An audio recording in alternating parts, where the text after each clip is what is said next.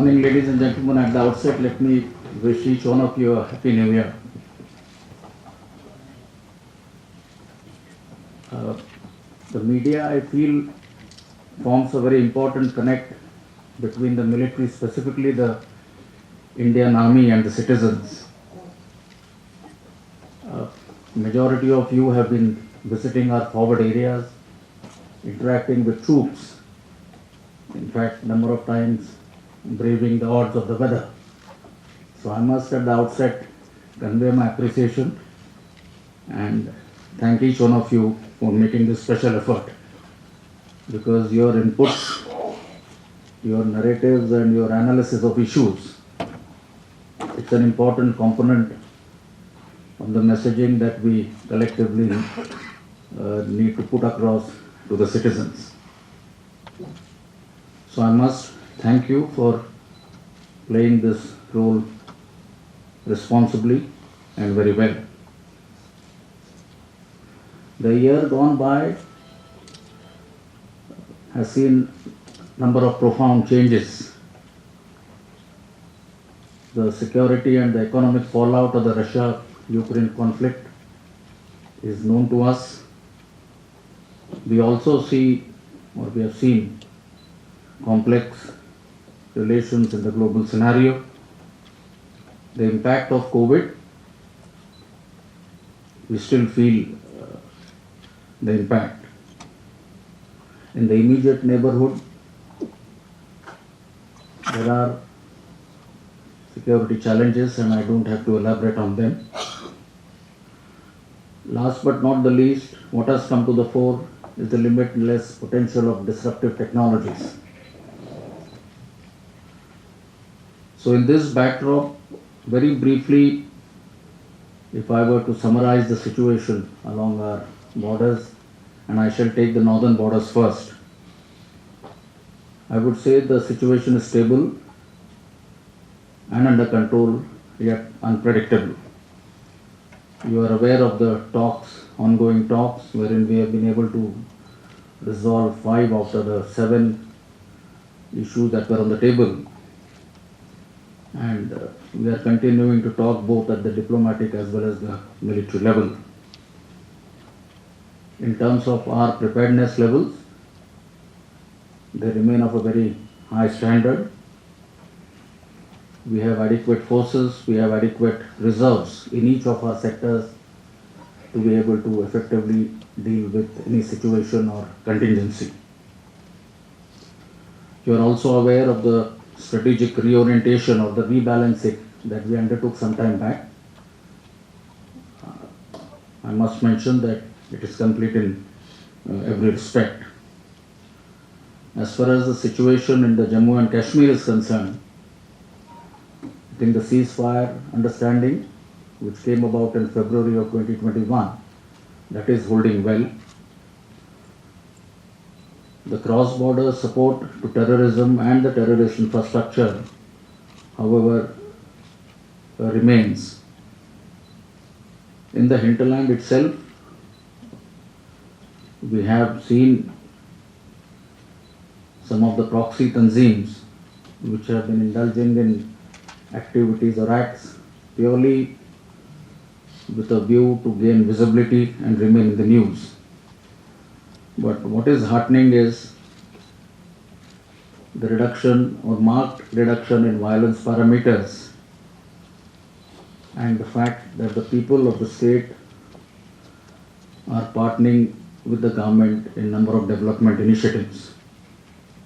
All this notwithstanding, we need to remain alert both on the line of control insofar as infiltration goes as well as in the hinterland. In the northeast, the peace has returned in most of the states, and you are also aware of the denotification of disturbed areas in Assam, in Manipur and Nagaland. The economic activity and the development initiatives have yielded good results, and overall the dividends of the peace return of peace are clearly evident. This Army Day is also special in the sense that this is also the 75th year of our independence. So besides the Indian Army carrying out its primary mandate and role, we are also fully aligned to the national vision for the future and committed to achieve the national goals and objectives that have been set out.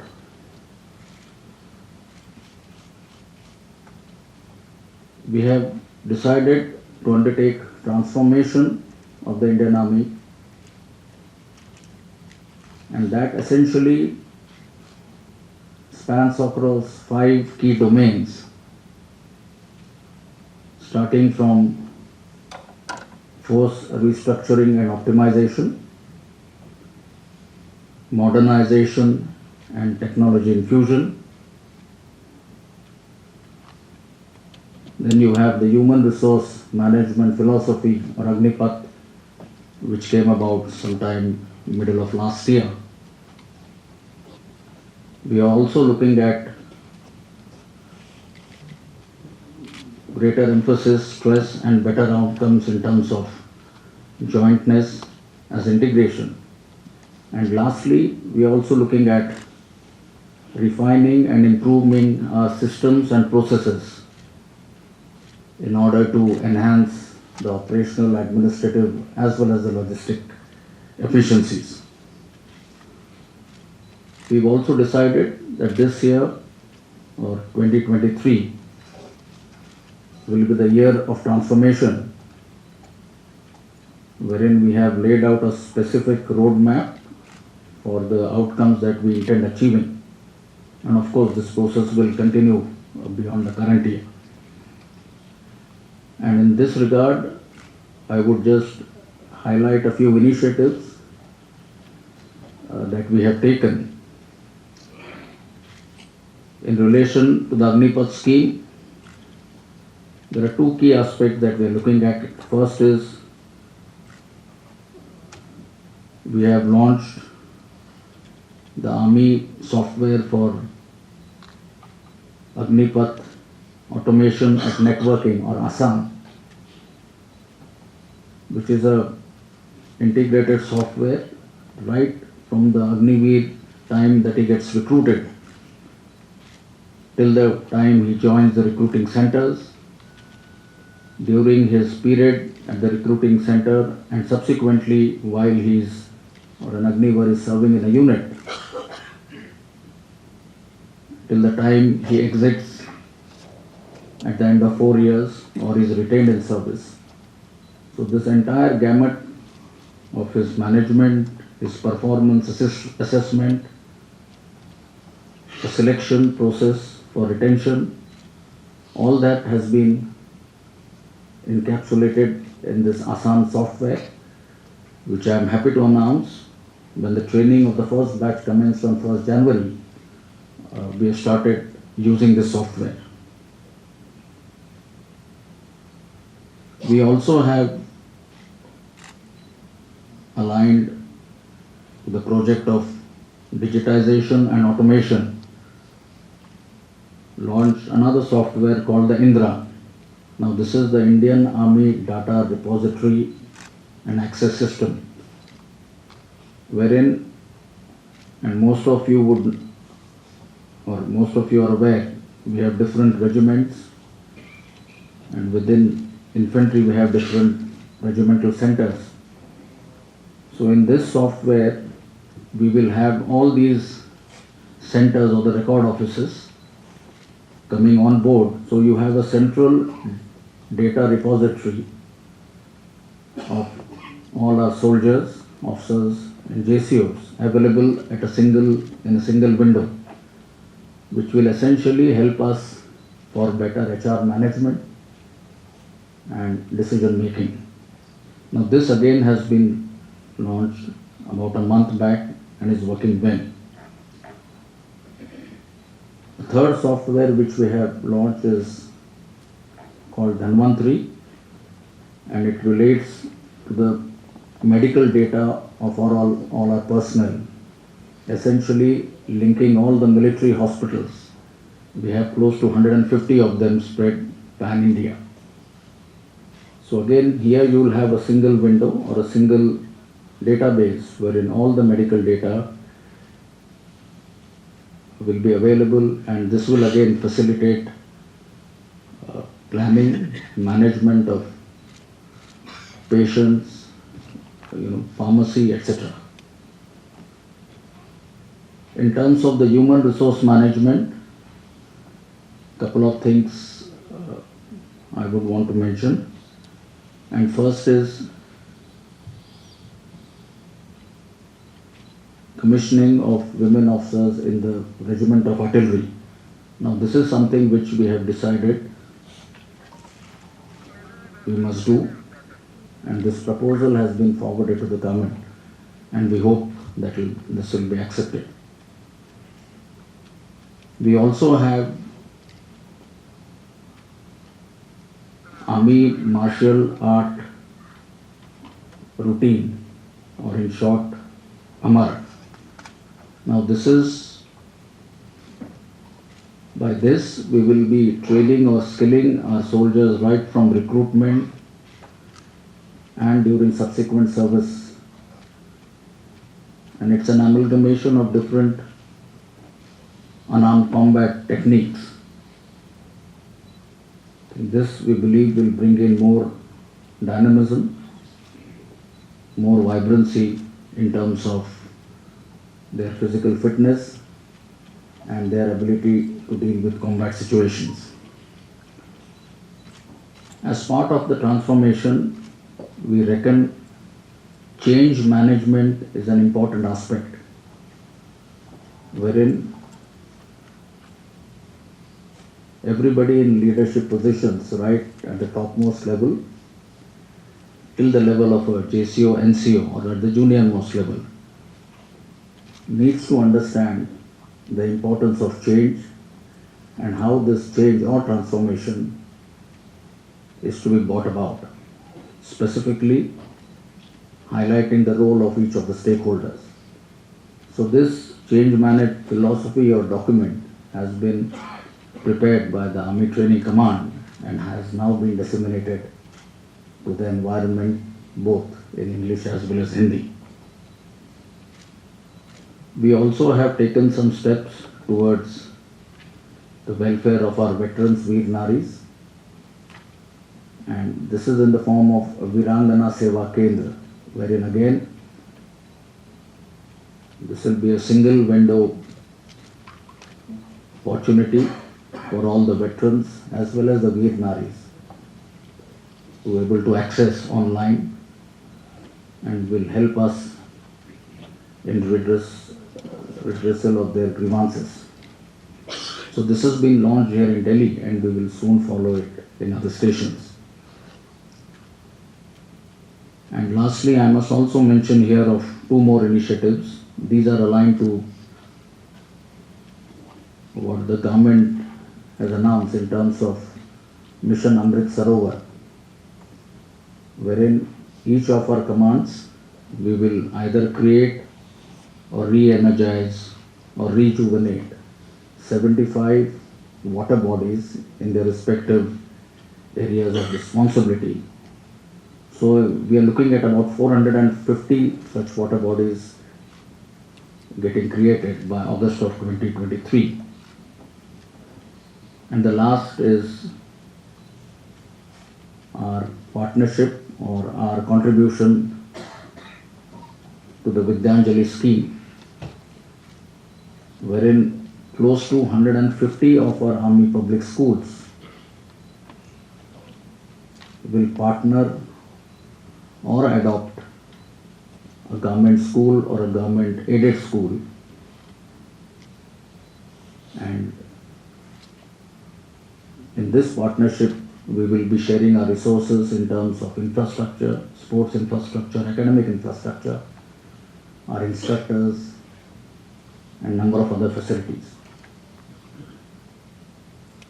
So these were some of the initiatives I thought I must mention here.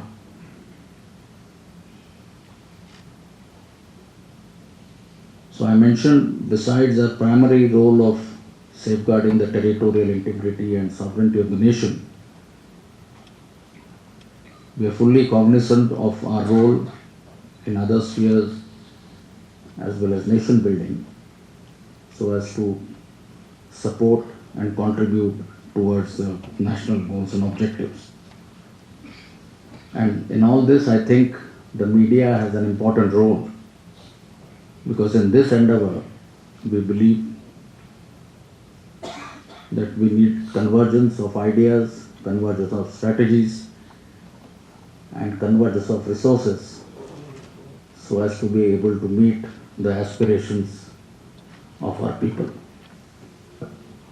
I'll stop here as my initial comments, and now I'll be open to any questions that you may have. Thank you, sir. We will now commence the interactive session. In order to give maximum opportunity, because there are a large number of you, what we will do is we will take 3 questions at a time. So, when you ask a question or when you are nominated, kindly please give out your name as also the agency which you represent. A couple of requests, please. Restrict yourself to 1 question, and I don't think we will be in a condition to take follow-ups with the large gathering which we are there. So with that, the floor is open to questions. Okay, we'll start with an agency. 10, Ajit Dubey. The second one we will take from 46, Manish Kumar Jha, Financial. And we'll take Manish Prasad, India TV, 21. You can start now, Ajit. Sir, I'm Ajit Dubey. Take a mic, he'll give you a mic, Ajit.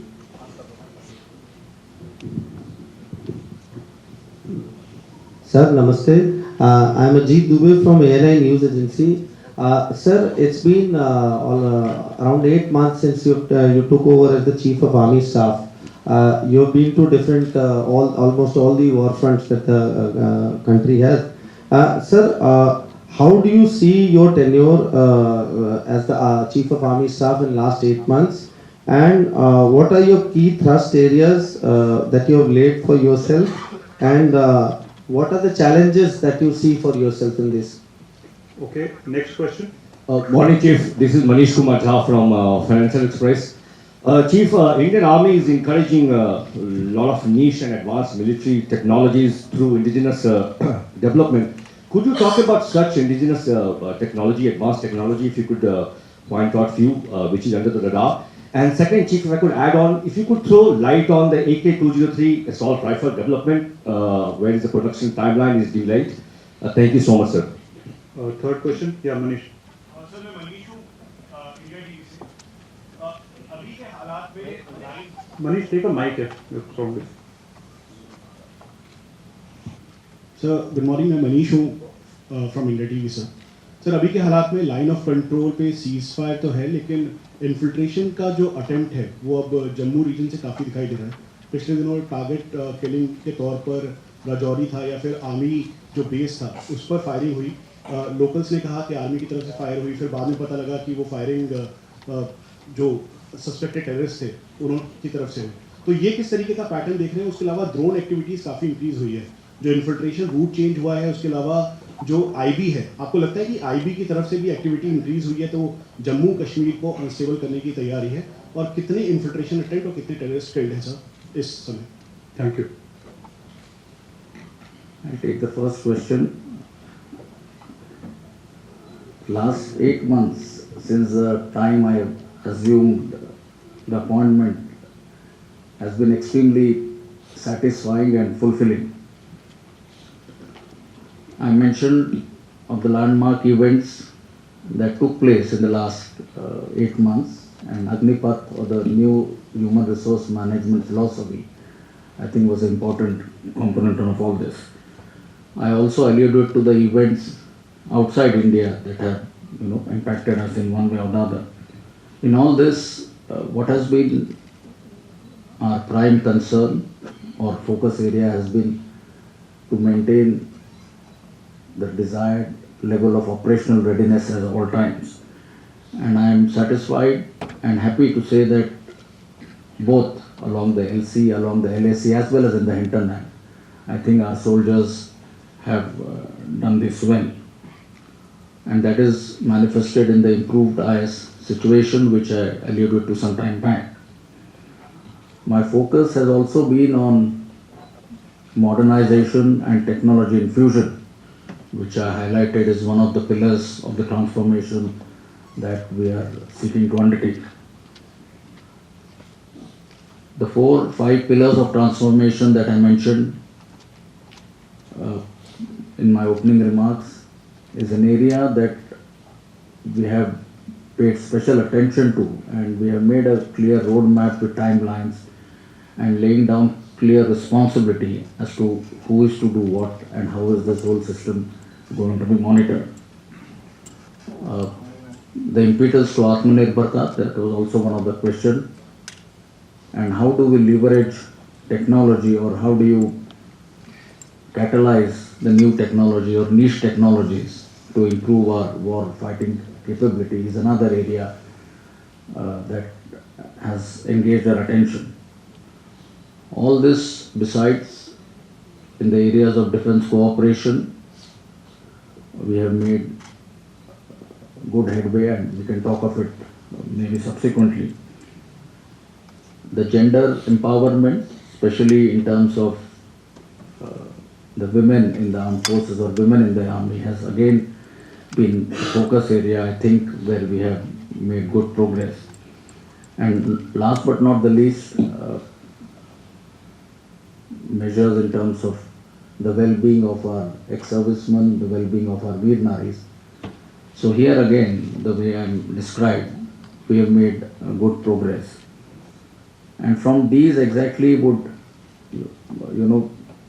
follow my thrust areas, if some of you would recall, which I had spelled out when I took over. And those thrust areas were on the similar lines. Besides all this, maintaining a high level of morale and motivation of our soldiers, our troops at our times, and undertaking actions, initiatives in this regard has been something which has also been one of the thrust areas. You also alluded to what are the challenges. Well, one challenge that comes to my mind is challenge of the situation on the northern borders. But that again, I think with a firm and resolute manner,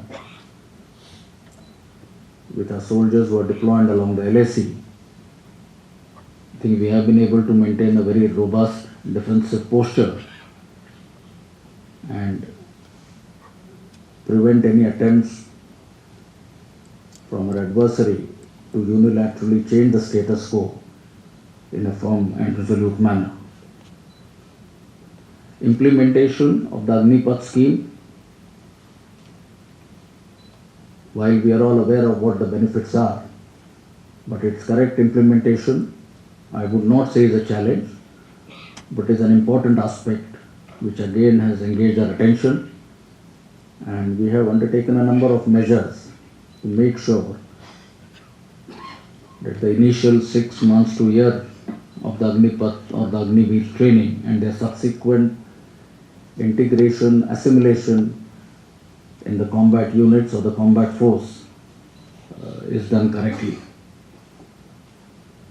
So overall, my effort has been to give the right direction, the right impetus to the various transformation initiatives that I mentioned.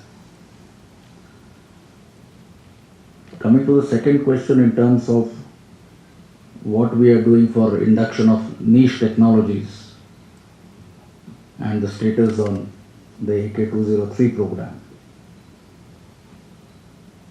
I mentioned initially leveraging the niche technologies is extremely important, especially considering the kind of potential we have within our country, so that we are able to leverage it to further enhance our combat capability. And to that extent, I'll highlight a few issues.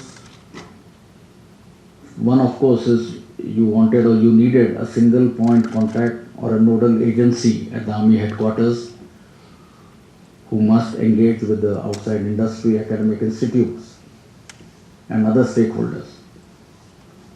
And I am referring to the Army Design Bureau, which in the last 2 to 3 years is now, I would say, in its fully formed shape or stage and doing very well.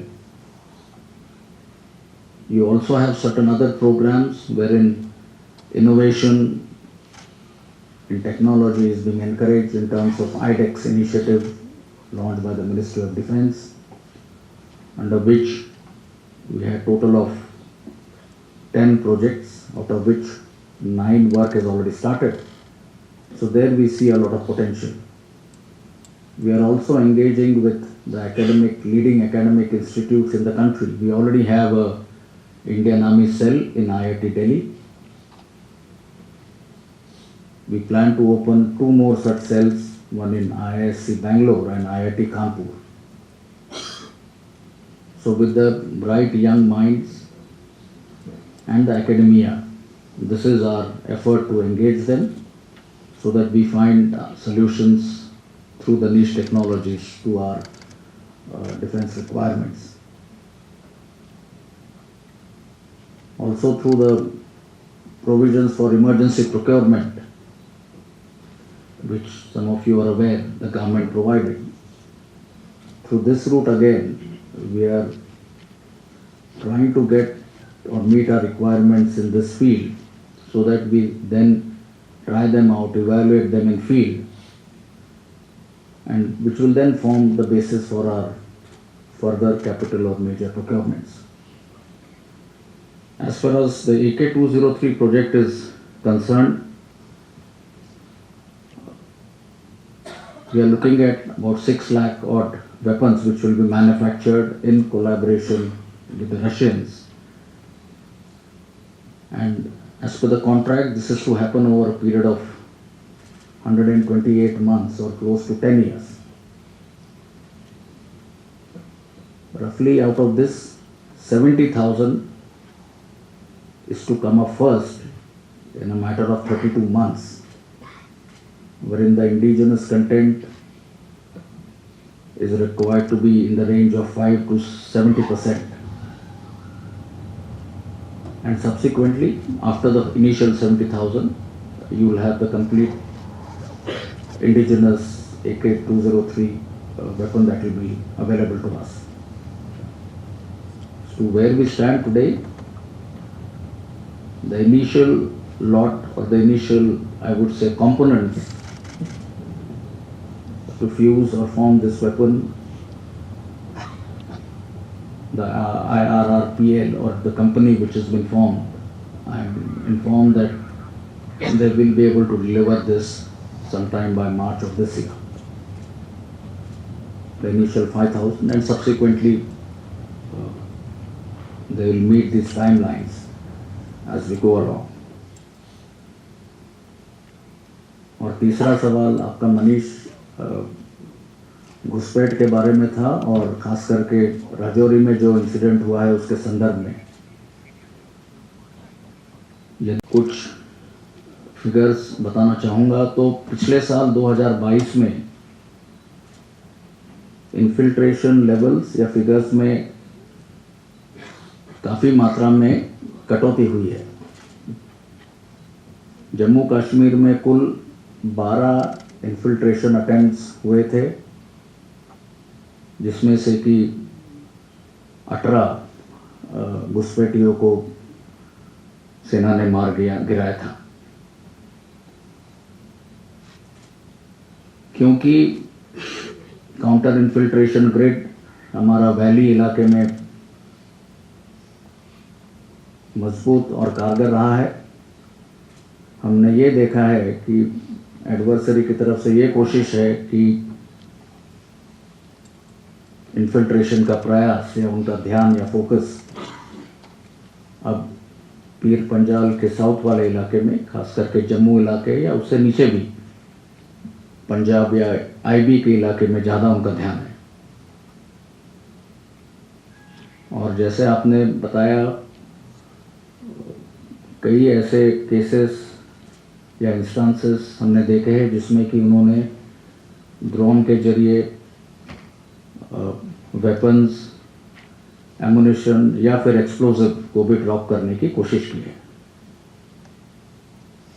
पर इसमें भी सेना और क्योंकि IB इलाके में ये BSF की जिम्मेदारी है, दोनों ने मिलकर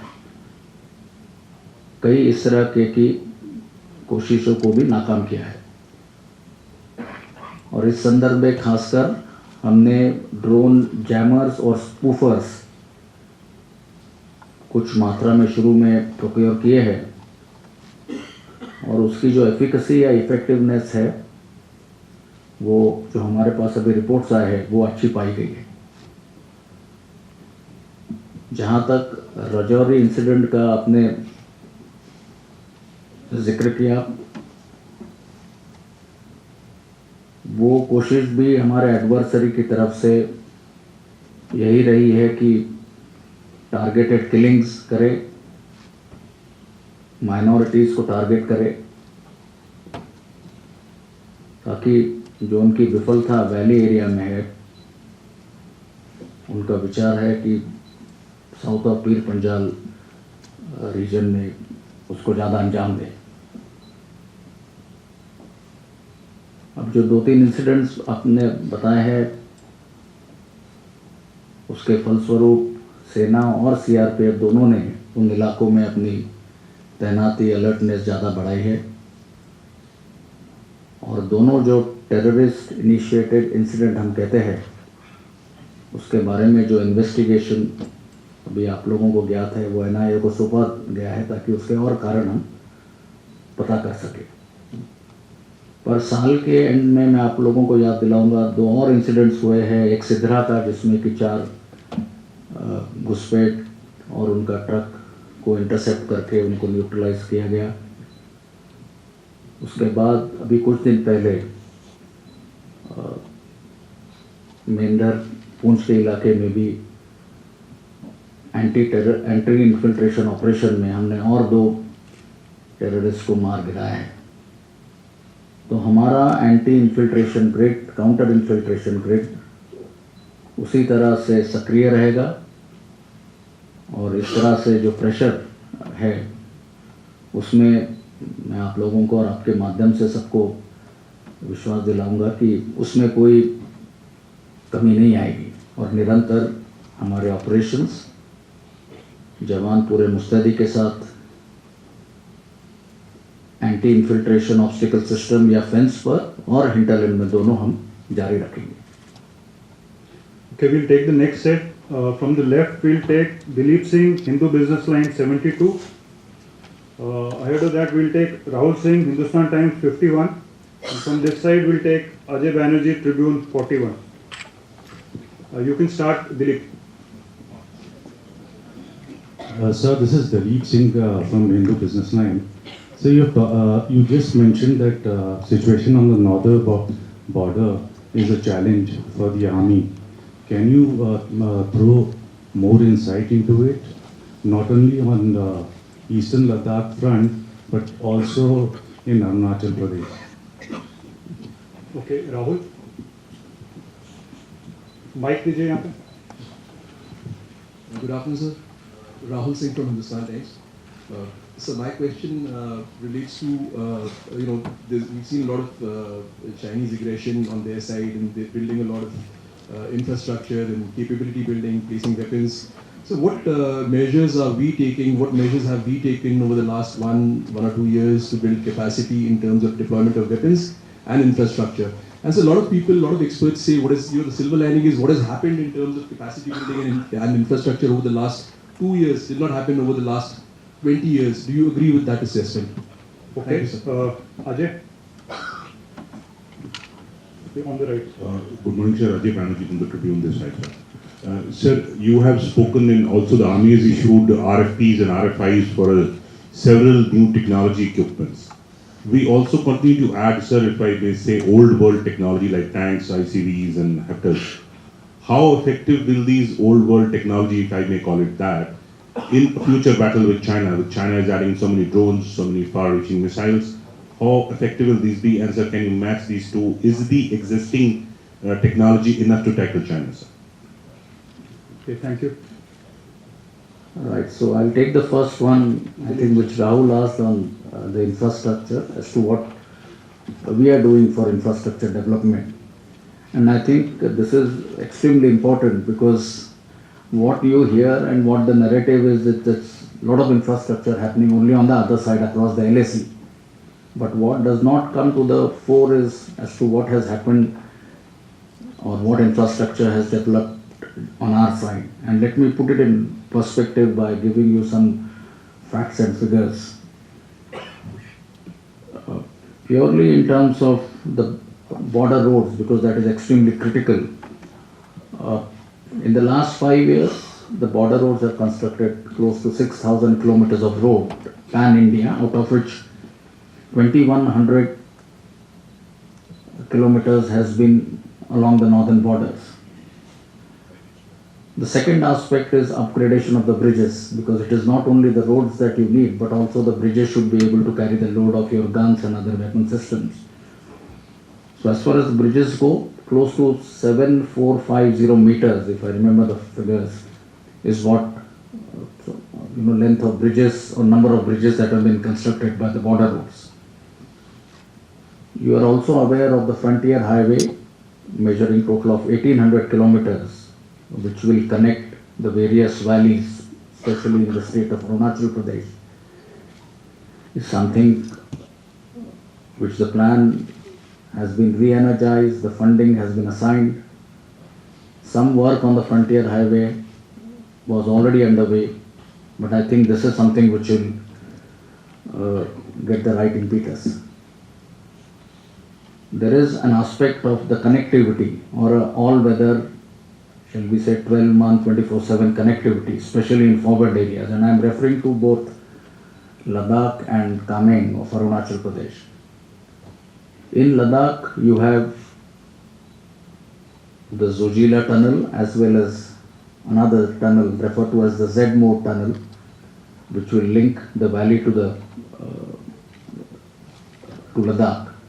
Now that is something which will get operationalized, I am told, by the end of the year. So you will have all-weather connectivity from that side. As far as the connectivity to Leh, from the other side, of course, Atal Tunnel is well known, but you also have the Shinkunla Tunnel along the Nimu-Padam-Darcha road, which again is in the final stages of approval. So once this happens, you will have all-weather connectivity from both sides to Ladakh. There is also connectivity or better all-weather connectivity to the Kameng sector or the Tawang sector, wherein you have the Sena tunnel, which again by the middle of this year is likely to get operationalized, as well as one for the south at a place called Nichifu near Bomdila, where so you have these two tunnels coming up in the east, which will provide all-weather connectivity. Then you have the bridges which are coming on the Brahmaputra river. There are existing 5 major crossing places. There are more which the NHIDCL and the border road is planning. You have alternate connectivity to Leh. Alternate connectivity in the form of the road which I just referred to you, starting from Darcha through Padam to Nimu,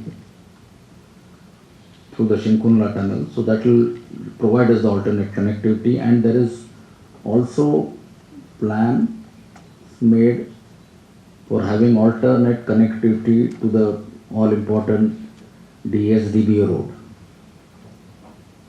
through the Saserla Pass. So you have not only all plans for all-weather connectivity, but also alternate connectivity. If I were to count on the strategic railway lines, there are 4 which are planned, 3 of them in the northeast, one in the JNK or in Ladakh sector. the alignment and the final location survey or the FLS, all this has been completed. The issues of the source of funding is something which currently is under discussion. So there is good progress on that score as well. In the context of the habitat, especially in eastern Ladakh, in the last 2 years, we have close to 55,000 troops for whom the habitat has been completed. Not only for the troops, which amount to about 350 company modules or 350 companies. There has also been covered accommodation, covered heated accommodation for close to 400 odd guns and about 500 odd A vehicles, that is your tanks and BMPs. Now that is a significant achievement. Overall, close to 1300 crores rupees has been spent in the last 3 years focusing on the infrastructure and the habitat requirements in Ladakh. And there are aspects of, you are looking at shelters, locally made Sheila shelters in the eastern Ladakh. We are looking at more green solutions in terms of utilizing fuel cells, looking at hybrid solution to meet our energy requirements. And all this with the Gati Shakti portal, I think that is something which will facilitate and overcome certain difficulties we had in terms of getting clearances, forest clearances, land acquisition, etc. So in terms of infrastructure on our side, I would say there has been marked improvement, and my aim was to just put it in perspective and try and quantify as to what this improvement means. The first question was about the challenges on the northern border. I had mentioned about what the situation is, and the deployment from the adversary side continues in the same manner. We have equal number of troops on our side. We have adequate reserves to cater for all contingencies. In terms of the numbers,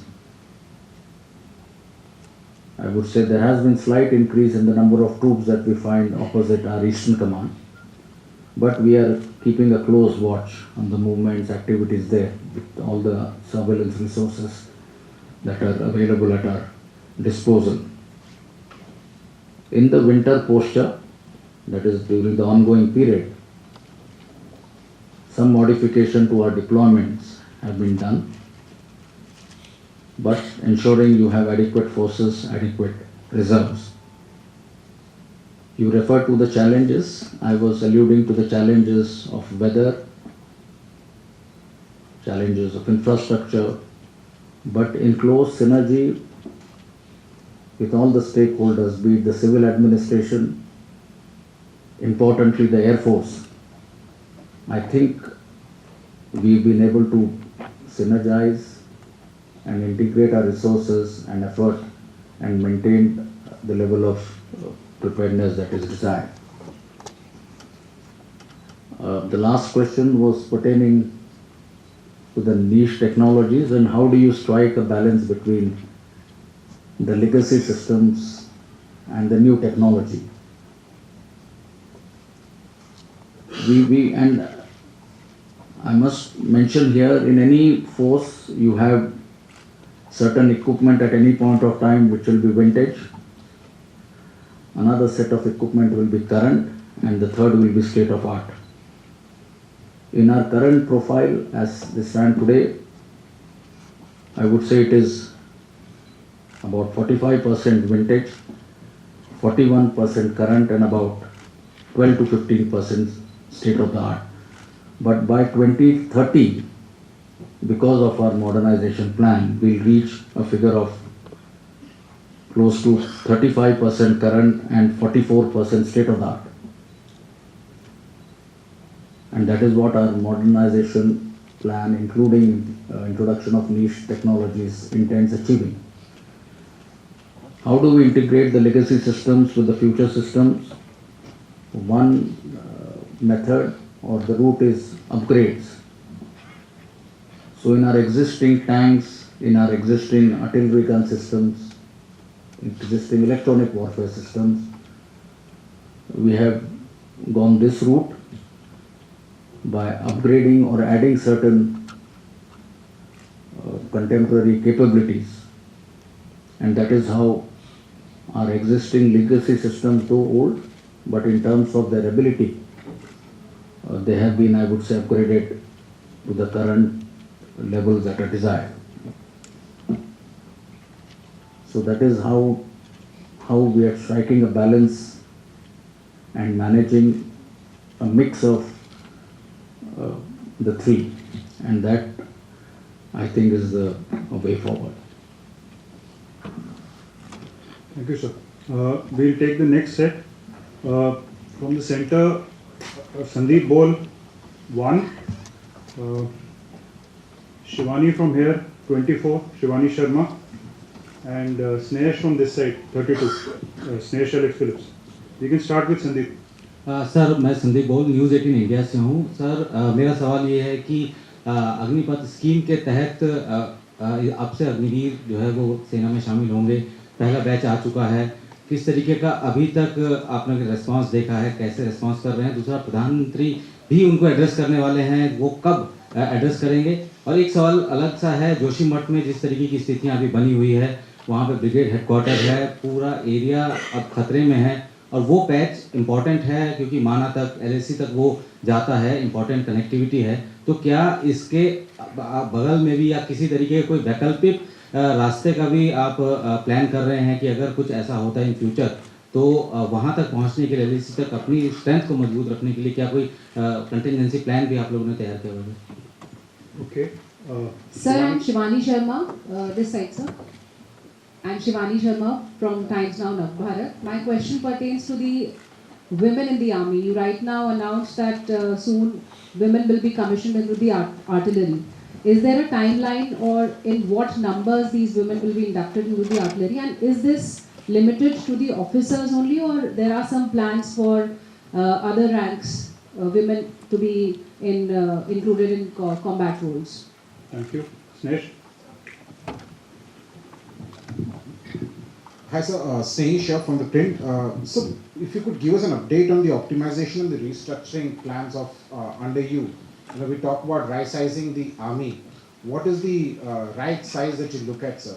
What are the numbers that we're looking at?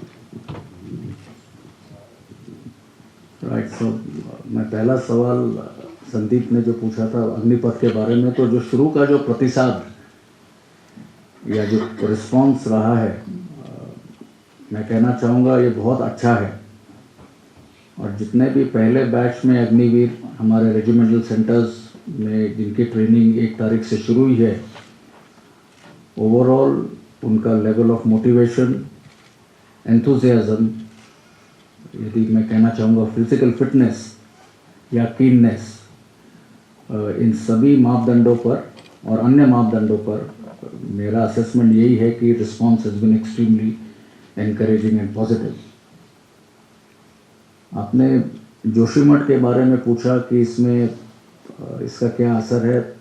आपने ये भी बताया वहाँ पर हमारे एक formation headquarter है, कई यूनिट्स भी है। जहाँ तक उसका क्या असर हमारे आर्मी के एस्टैब्लिशमेंट पर पड़ा है, तकरीबन 25 से 28 वहाँ पे जो बिल्डिंग्स है उसमें कुछ तरह से माइनर क्रैक्स पाई गई है, जिसके फलस्वरूप हमने वहाँ के इन यूनिट्स को या जवानों को कहीं टेम्पररीली रीलोकेट किया है।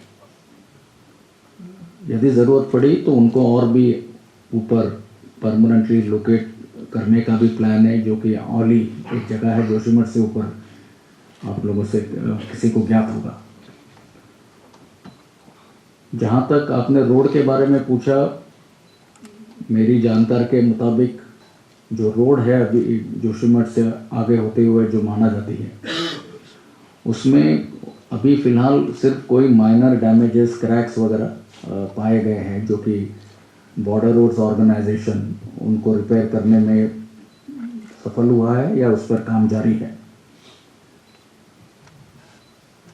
जो बाईपास का रोड है मेरी जानकारी के मुताबिक उस पर कुछ समय के लिए शायद वो काम या उसको टेम्पररी हॉल्ट किया गया है, पर ओवरऑल यदि आप ये पूछेंगे कि क्या इससे हमारी ऑपरेशनल रेडीनेस, क्या इससे हमारी accessibility to the forward areas, क्या उस पर कोई विपरीत इफेक्ट हुआ है, तो मेरा कहना है कि उस पर कोई ऐसी बात नहीं है।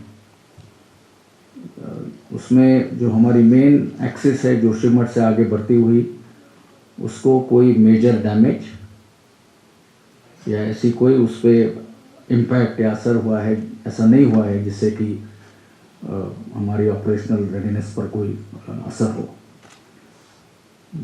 जहाँ तक सेना का वहाँ के लोकल सिविल एडमिनिस्ट्रेशन और लोगों को सहायता देने का सवाल है, वहाँ पर जो हमारा एक हॉस्पिटल है, कुछ हेलीपैड है और अन्य फैसिलिटीज़ है, उसमें से कोई शेल्टर्स भी हमने सिविल एडमिनिस्ट्रेशन को ऑफ़र किए हैं, यदि चाहिए तो कोई लोगों को वहाँ पर रिलोकेट कर सके। तो ओवरऑल जोशीमठ की जो सिचुएशन उसके बारे में मेरा आकलन इस तरह का है। And I think the second was on women in the army, which I think Shivani asked. I mentioned in my opening remarks that the women in the army have performed exceedingly well, given an excellent account of themselves. You would recently have also known that one of our women officers is now got deployed at the Siachen Glacier. You have a women contingent comprising about 25 women, which we are now deployed for a UN assignment. We have about 6 meritorious sportswomen who we have now recruited, and we are training them for greater laurels in their respective fields. You are aware of the permanent commission that we are going to grant to the women officers, which will then prepare them for certain more or major leadership roles in terms of command of various establishment and units. And those who have been granted permanent commission, we are now training them in other professional courses so that they are then eligible for selection for their future responsibilities. So this is in overall in terms of how we look at the women and their employment and performance in the army. And aligned to this, the step that I mentioned, which we have decided to induct women in the artillery, which itself is significant because we believe that they will be able to not only measure up but perform well in all the duties and appointments that we are able to give them. Last was, I think, by Shailesh in terms of optimization, restructuring and right sizing. I'll give you a little background. This has been something which has been under consideration for some time. You are aware of the committee of experts under General Shekatkar. They had made some recommendations, total of 143, out of which 96 were approved by the ministry, out of which 86 pertain to the army. And out of 86, 58 recommendations have been implemented in full, and for the rest, we are in the process of implementing them. The main aim of this entire exercise to restructure and optimize is to enhance the operational efficiency, make our organizations more lean, agile, more responsive, and then leverage the infusion of technology, make the force less manpower intensive. So we are looking at, besides all this, areas where we are resorting to outsourcing in certain non-core activities.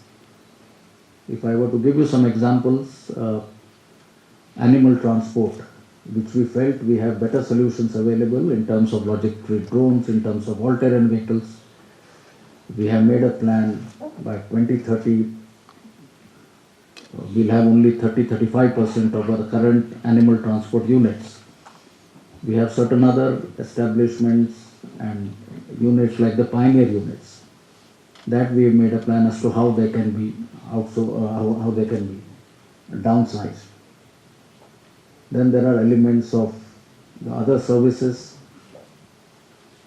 Then there are elements of headquarters. We are looking at making our ordnance supply chain management more agile. Also looking at as to how certain systems of food inspection, food laboratories, as to how they can be optimized. And so the entire aim is to, instead of downsize, right size the army to make it more efficient, better prepared to meet the security challenges of the future. For the next round, we will now take questions from Vedika Sood, CNN International, 92 here. We'll take from Vishnu, Som, NDTV, 4, right in the center. And we'll take 62, Rajesh Roy, the Wall Street Journal. Good afternoon, Chief. This is Vedika Sood from CNN. My question to you pertains with military diplomacy. I want to understand if there's going to be an increase in military exercises in the coming year or years, subsequent years, with especially Quad countries. Thank you. Yeah, Vishnu. Good afternoon, sir. Vishnu from NDTV. Could you share a few details on... So the mic is off. Mic is off. Good afternoon, sir. Vishnu from NDTV. A few questions. One question, just specific to Doklam. Are you seeing a substantial build-up in Chinese forces in the last couple of months? Has there been any effort by them to get on top of Jamperi? Have we countered that by a counter deployment there? And simultaneously, sir, on the Amochu to the east of Jamperi and Doklam, there is Chinese construction activity, including not just villages but roads going south. So are they trying to go well beyond the Jamperi? And if so, what do you believe their intention is? How does it threaten us? That's 3 questions, Vishnu. Yeah, Wall Street Journal. Namaskar, sir. I am Rajesh Roy from the Wall Street Journal. I had a question. How do you see the fallout of the prolonging Russia-Ukraine war on India, which has a huge dependence on Moscow to service its old fleet of weaponry, equipment, and other war systems? Thank you. Right. The last one first. I think, Rajesh, you asked what has been the impact of the Russia-Ukraine conflict. So we carried out this assessment, and I alluded to the aspect of our reliance on some of the equipment of origin from these countries, which currently we have in service. So the sustenance of these weapon systems, equipment in terms of spares, in terms of ammunition, is one issue that we have addressed. So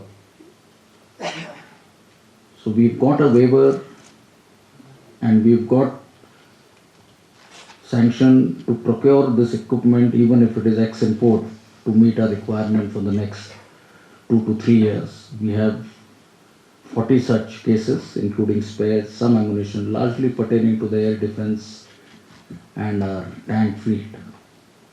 So that is how we are looking at as to how the sustenance requirement is met. We are also looking at as to how do we look at alternate sources of supply of these spares, which we were sourcing from these countries. And lastly, I think this is also a good opportunity for the indigenous industry to step up and see which are the areas where they can, meet our requirements. So, in terms of the supply from these countries, yes, there has been an impact. We've been able to put out a plan to overcome this, and I think as we move forward, I think we will be able to overcome this challenge successfully. I think Vedika asked about military diplomacy. Now, that is an area where we believe the military and specifically the Indian Army has a major contribution and role to play. especially in the context of immediate neighborhood, because in the immediate neighborhood it goes beyond just our exercises, because a number of officers from these countries have trained with us, all of us together. So there is this special connect. In terms of joint exercises, currently we are engaging with about 40 countries in either bilateral or multilateral exercises. And these largely pertain to mountain warfare, glaciated warfare, counter-insurgency, counter-terrorism operations, in which our friendly foreign countries are keen to engage with us purely because of our combat experience in these fields. And this has been a, I think, good initiative. Next year, we are also having an Africa-India exercise sometime in the month of March. Tentatively, we are planning to have it in Pune, where we have invited contingents of up to a platoon strength or less from African countries and then train together. So that's going to be a multilateral exercise, on the sidelines of which we will also have the Army Chiefs Conclave of the armies of these countries. We are also looking at enhancing the scope of the joint training and these exercises that we do, and include issues of larger interests such as cyber warfare, information operations, and the likes. So it is not only the numbers of the exercise, but also the scope of each of the joint exercises that is, enlarging. We are also sending our training teams. Some of them are permanently based. We've also made some tailor-made training teams to meet specific requirement of certain countries who go there, deploy there for 3 to 6 months and then come back. So in terms of military diplomacy, I think we are able to leverage the potential that the military or the Indian Army can offer to further our national interests. And last question was by Vishnu on the situation in the Doklam. Now, without going into the specifics of it, I would only want to mention that we are keeping a close watch on the situation there and monitoring all the activities that are taking place. Beyond this, I think I will not be, there is nothing else I can share with you. Okay, we'll take the next set now. Manjeet Negi, 8, Manu Kabi, 44, Ashish Singh, 31. Manjeet. Okay, we'll go to Manu.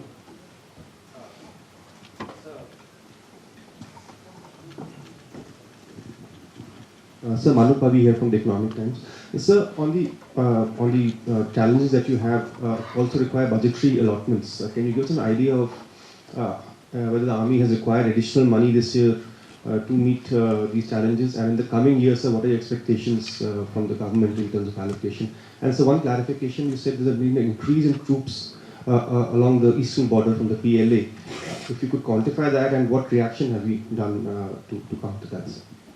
Okay, Ashish, this side on the left. Namaskar, Ashish from TV9.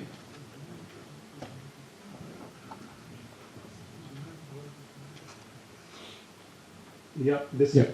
Sir, Ashish from TV9.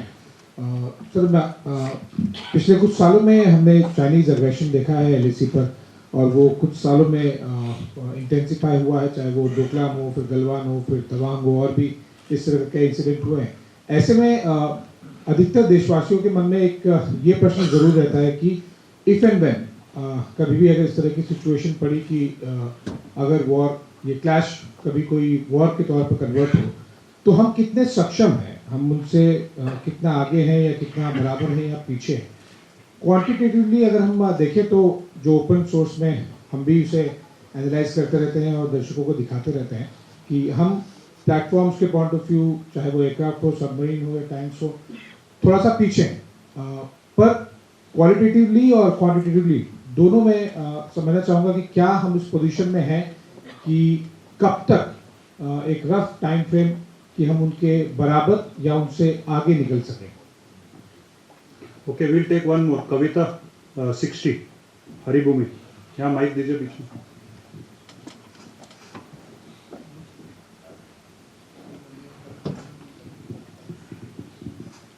नमस्कार sir, मैं कविता जोशी हूँ, Haribhoomi newspaper से। Sir मेरा सवाल ये UN में जो peace keeping mission में जो हमारे डिप्लॉयमेंट है, इंडिया का बहुत बड़ा डिप्लॉयमेंट है। अभी कुछ समय पहले यूनाइटेड नेशंस ने ये कहा है कि जो पीस कीपर्स जो पार्टिसिपेट कर रहे हैं और शांति स्थापना के लिए प्रयास कर रहे हैं, उसमें जैसे कुछ लोग मारे भी जाते हैं, कुछ घटनाएं ऐसी भी होती हैं, कुछ लोग घायल होते हैं। तो यूएन ने ये कहा है कि इस तरह की जो घटनाएं होंगी उसमें अब जो दोषी लोग होंगे उनके खिलाफ बहुत बड़ा मतलब सख्त कार्रवाई की जाएगी और इसमें लीगल एक्शन को भी मतलब देखा जा रहा है एक ऑप्शन के तौर पे। तो सर इस स्टेप को, इस स्टेटमेंट को यूएन के आप कैसे देखते हैं? और एक छोटा सा सर ये कि अभी जोशीमठ को लेकर के एक सवाल पूछा था संदीप ने, उसी से रिलेटेड मैं क्लैरिफिकेशन चाहती हूँ कि आपने कहा कि हमारे कई सारे ऐसे वहाँ पे जोशीमठ में हमारी जो कुछ फैसिलिटीज़ हैं जो हम सिविल एडमिनिस्ट्रेशन को दे रहे हैं लोगों को रुकवाने के लिए, ठहराने के लिए, तो सर अगर सिविल एडम की तरफ से आपको ये कहा जाएगा कि सेना लोगों को बाहर निकालने में, उनके घरों से सुरक्षित स्थानों तक पहुंचाने में मदद करे, क्योंकि अभी ये देखा जा रहा है कि सिविल एडमिनिस्ट्रेशन जो बाकी एजेंसीज़ हैं, जो आम लोग हैं, वो उनके साथ ज़्यादा कॉपरेट नहीं कर रहे हैं और सेना को लेकर के लोगों के मन में एक सम्मान होता है, एक अलग ही तरह का प्यार और प्रेम की भावना देखी जाती है। तो अगर आपको रिक्वेस्ट आती है आइदर स्टेट गवर्नमेंट और सिविल एडम, तो आप क्या लोगों को सुरक्षित स्थानों पर निकालने के लिए सेना जाएगी रिलीफ रेस्क्यू के लिए? Thank you sir. पहला सवाल, that's all, two or one more? There are three, sir. Okay. हो गए सर, okay. कविता जोशी, मनु कवि and आपका your question first, Manu, you inquired about the budgetary support to meet our future requirements. The government has assured us whatever are our capability development plans, whatever is the budgetary requirement, they will be met in every which manner. So on that score, I think there should be no doubt in our mind whether that is met. Last year we had about 36,000 crores of capital budget which was given to us. We utilized, there was some budget which we were not able to utilize fully, but that was largely because of reasons of COVID and the inability of some of the members to meet the timelines. But this year again we've got to the tune of a similar amount. Today the percentage expenditure is about 72%, and I reckon by 31st March, by the end of this financial year, we will be able to utilize the entire amount, and if required we will ask for some additional funds, and which we have been assured or promised. We also mentioned about the troop levels across Eastern Command. Without again going into specific as to how many where, I did mention that there has been a slight increase in the troops on the other side who had come for training, who have remained there. What have we done in response? Of course, we have our adequate forces which are available, both who are deployed along the LAC as well as we are maintaining reserves in these respective areas. So on that account, I think in terms of our preparedness, in terms of our numbers and the strength, I must assure you that we are adequately or well poised to meet any challenge.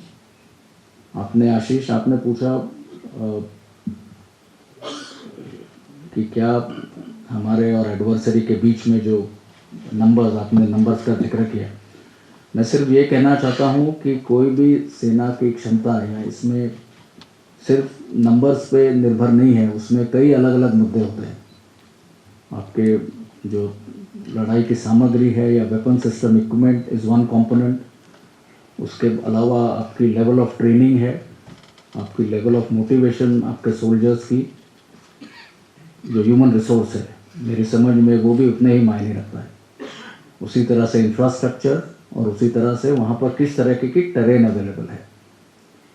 So it is a sum total of all this. सो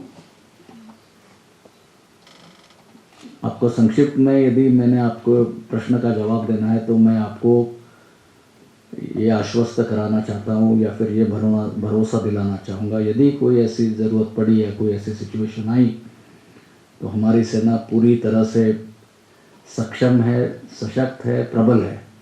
और यदि कोई ऐसी situation आती है उसका पूरी तरह से मैं समझता हूँ रिस्पॉन्ड करने में पूरी तरह से तैयार है.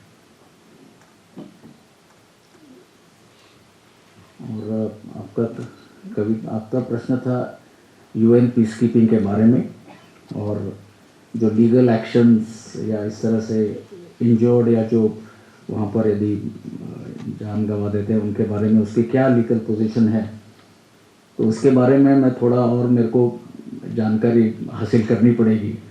पर हमारे जब भी हम कोई डिप्लॉयमेंट करते हैं यूएन मैंडेट के तहत तो इन सब चीज़ों का एडिक्वेटली हम ध्यान देते हैं और साथ ही पूरा लीगल ओपिनियन करने के बाद only when all these aspects are addressed do we commit our troops to the UN. So whatever जो भी आपके मतलब मन में शंका या इश्यूज है वो मैं बताना चाहूँगा कि they would have been adequately examined या उसका सही मायने में सोच करके ही ये किया होगा. स्पेसिफिक जो आपका प्रश्न है I may not be able to answer since it's a legal matter, that is one. But I can revert back to you. जहाँ तक आपने जोशी मठ के बारे में पूछा और मैंने शुरू में बताया जो भी हमारी वहाँ पे फैसिलिटीज़ है, जो भी इंफ्रास्ट्रक्चर है, जिस मात्रा में या जिस तरह से हम मदद कर पाएंगे वहाँ पे स्थानिक प्रशासन की हम पूरा करेंगे. और ऐसे सिचुएशंस में हमने पहले भी पास्ट में भी पूरी तरह से मानवीय या फिर प्राकृतिक आपदा का सामना करने में पूरी मदद की है, तो उसी की तरह यहाँ पर भी हम करेंगे. Okay, we'll take the last set now. We've already exceeded time. We'll start with Sudhiranjan Sen, Bloomberg, Manas Bhuya, PTI, and Abhishek Bhalla, India Today. Sir, इधर भी देख लीजिए please. Yeah, please start. Chief, Sudhiranjan from Bloomberg here, sir. Sir, given the background of Joshimath, are you kind of doing some kind of a survey, assessment of your units, positions that are not only there in Joshimath, but, strewn across the border, the northern borders, given the fact that there is such a sensitivity to the border right now? And if so, do you have an alternative plan? And would you kind of advise the civilian government that the military is taken more into confidence before building projects out there? Okay, next question. Mike दीजिएगा.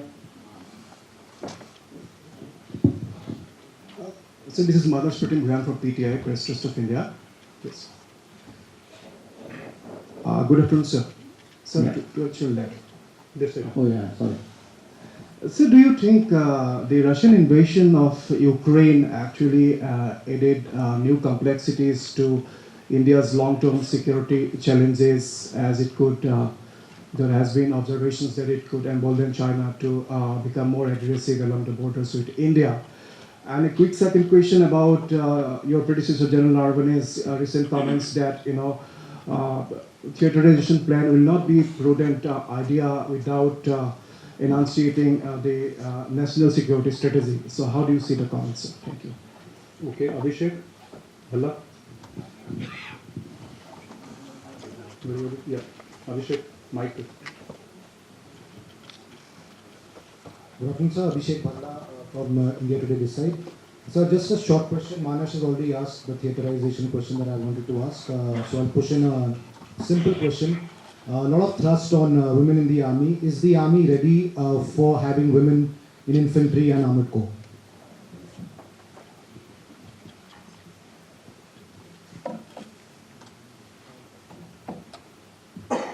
That's all? Yes. Okay. So the first question in terms of the impact of the Russia-Ukraine conflict.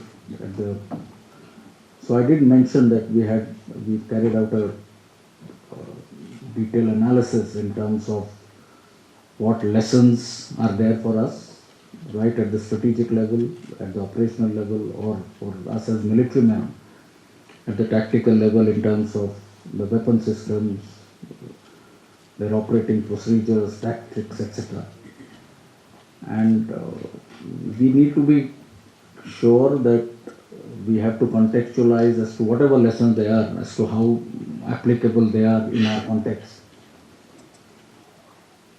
But in brief, we have assessed the impact, we have drawn out these lessons, and we will translate them, we will incorporate them, or we've already done it in terms of how, shall we say, relevance of the larger weapon platforms, relevance of non-planetary domains such as cyber, space, or for that matter information warfare. Now these are some very profound issues, lessons that have come out of it. So yes, we are looking at all this and seeing as to how we can apply them in our context. Your question with respect to theaterization and the comments on what General Ram has said, I think it is not fair for me to comment.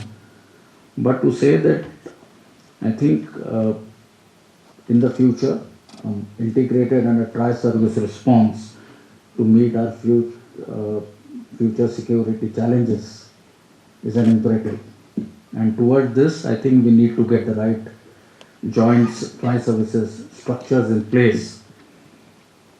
And just to elaborate, you're looking at a theatre command as a single entity, looking after all security aspects, issues in a geographical area under one single commander. So I leave it here by just highlighting the importance of theaterization, but stop short of commenting on what my predecessor, that are his views were. And I think that would also answer another question which somebody else asked in terms of theaterization. But yes, among the three services, we are in the process of consultation, deliberations on issues related to the integrated theatre command. And it's something which is currently under deliberation. And the last was with respect to employment of women in other arms and services. I mentioned to you, we have taken the first step, or one more step, not the first one, in terms of as to how we can, where we can employ women officers. In certain other arms and services, as we move forward, we will in due course take a decision on this. Thank you, sir. We have now come to the end of the interactive session. May I request you all, Chief has another engagement, we already overshot by 18 minutes. Mukesh will have to finish here. May I request you all to join us for lunch on the first floor, please? Thank you. Okay, thank you ladies and gentlemen for interaction.